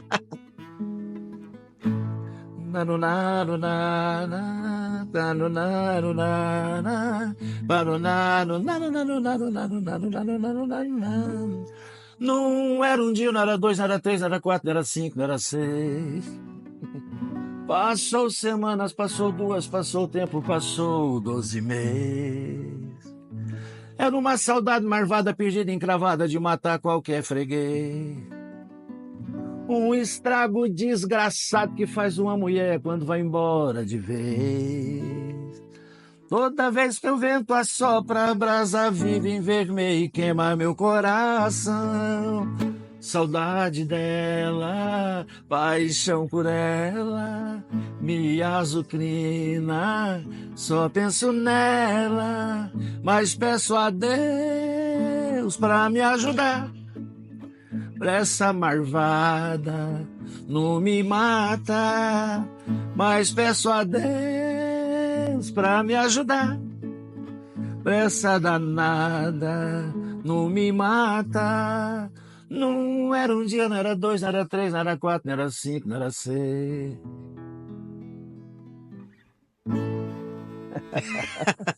Dá pra travar a língua isso aí, hein? Ah, rapaz, você sabe que essa música faz um sucesso danado no show, o nego joga chapéu pra cima, dá tiro. Bom, a gente podia ficar aqui mais umas 6 horas conversando tranquilamente, né? Mas é bom que a gente deixa por uma parte 2. Ainda ficou Uma pá de coisa ainda pra gente tem falar. muita coisa, não dá pra botar Não tudo. dá, Não, senão quem que aguenta, né? é muita Daqui a informação. pouco você não aguenta nem ficar olhando pra minha cara aqui mais. Mas, desafio aqui agora, ó. Consegue. Isso aqui vai ser só pros fãs de Chico Rei Paraná que vai gostar disso aqui. Consegue fazer um trechinho da valsa dos 15 anos? Primeiro disco de Chico Rei Paraná? Hoje é a festa dos seus 15 anos, não fique assim chorando, filhinha querida. Só esse pedacinho que eu lembrei. Já tá bom. Essa Então, música é do Ada e do Praense. tem uma curiosidade, né? Que essa música foi a que fez sucesso do disco, né? Foi. E você falou que o meu próprio destino era que o pessoal acreditava, né? É verdade. Agora tem uma música que realavancou a carreira do Chico Rei Paraná, só para lembrar um pedacinho. Composição do meu querido amigo, grande poeta goiano Antônio Vitor. É sempre assim, a gente chega de alma transparente, joga aberto e limpo, como eu joguei. Mas a pessoa traz cartas na manga, blefa e ganha o jogo que não mereceu. Eu vou mudar, vou nivelar meu pensamento aos outros, vou viver assim, vou assumir uma outra postura, vou viver melhor, vou pensar mais em mim, quem será seu outro amor? Por que me traiu desse jeito? Veio arrancar essa dor que você colocou dentro do meu peito. Música do Adelson Moura, Quem Será Seu Outro Amor, que tirou Chico Rei Paraná do anonimato, né, e projetou para que eles se transformassem em uma das mais icônicas duplas da história da música sertaneja do Brasil. Que legal. Meu Deus do céu. Eu li o livro e agora vi o autor contar mais história exclusiva aqui. Isso é porque eu também tive Covid, viu, Dudu? Pode ter que eu tenha deixado alguma coisa de lembrar. Olha, uma coisa eu tenho certeza, vocês hoje, quem ficou até o final, assistiu um papo da história viva aqui, né? Tem muita coisa, um cara de cultura, um cara talentoso, um cara educado, um cara que ama a arte só de ver as coisas que ele fala, assim. Então, meu irmão, obrigado por ter me recebido aqui. Espero que a gente faça mais um papo ainda. E muito obrigado pelo seu carinho comigo, porque pra mim, de verdade, sem nenhuma demagogia, pra mim é uma honra ter sido recebido por uma pessoa como você. Dudu, é uma coisa. Existem algumas lições que eu tenho um amigo meu que fala assim: a vida ensina. E aí eu falo assim, mas tem gente que não quer aprender, né? E eu aprendi com a minha mãe, minha saudosa e querida mãe Ilma, e meu saudoso e querido pai Tonho, que você precisa. Nós viemos a este mundo para servir. Então, se você não puder ajudar o outro, você não atrapalhe. Então, eu tive a vida inteira essa orientação de estar sempre. E aí, eu fiz um negócio excelente. Eu fiz um acordo com Deus, eu cuido das outras pessoas e Deus cuida de mim. Ah, que legal. Agora, só para no encerramento, eu não posso deixar de passar essa oportunidade Lógico. sem contar uma pequena história de 30 segundos. Sim. A minha filha Mariana, com 46 anos hoje, ela nasceu com síndrome de Down. Uhum. E a minha esposa, minha falecida esposa, pra, aqui em Brasília não tinha atendimento para essas pessoas. Ninguém sabia o que era isso, a medicina não sabia, ninguém sabia o que era síndrome de Down. Uhum. Nasciam aquelas crianças especiais, eram encostadas num canto e eram ficadas ali. E nós resolvemos, a minha mulher resolveu transformar a vida dela na causa da criança com Down. E nós nos juntamos a um grupo de mães da Ampare, Associação de Mães, Pais, Amigos e Reabilitadores de Excepcionais. E compramos um lote num leilão do governo daqui, construímos um prédio e até hoje nós atendemos 120 crianças carentes que passam o dia todo conosco, recebendo um atendimento especializado, a única instituição em Brasília expertise no atendimento dessas crianças de Down e paralisia cerebral também e outras síndromes, somos nós. E como todas as instituições, a gente vive sempre em constante dificuldade. Então, eu quero pedir a você que está assistindo o Dudu, que entre no site da Ampare, Associação de Pais, Mães, Amigos Reabilitadores Excepcionais, e se puder, nós contamos com a sua mão amiga, se puder, nos ajude, porque é uma luta manter isso, né? E hoje eu sou o presidente da Ampare, assumi essa função para levar à frente essa grande missão que a minha mulher tomou para ela e que fez disso a bandeira e a razão maior das nossas vidas. Então, quem puder Lógico, seguir, que coisa amparar e boa. nos ajudar, eu fico muito Que grato. E legal, que né? Deus te abençoe, Dudu. Não bastava tudo isso que você faz, né? Você ainda tem mais isso ainda. Mas é aquela velha história que eu te falei, né? Deus, a gente cuida dos outros. Eu fiz um negócio excelente, cara. A gente cuida dos outros e Deus cuida da gente. E Deus tem um chamego especial comigo. Essas coisas que acontecem na minha vida são tudo a mão de Deus. Eu não sei nem explicar e nem quero que explique. Do jeito que tá Tá bom bom. demais. Dudu, ó, uma alegria Obrigado, meu irmão. recebê-lo. Que Deus continue abençoando esse seu trabalho, que é de grande Amém. utilidade. Você é um guerreiro numa trincheira difícil, sei o que você passa. Você enfrenta a incompreensão, a ingratidão, mas isso não importa. Importa o que você vai colher lá na frente, daqui a 20 anos, 30 anos. Você vai estar sentado na frente do Dudu Porcena do futuro, contando a história que eu estou contando para você hoje. Isso é que Ah, a vida nos reserva. tomara. Vou esperar isso.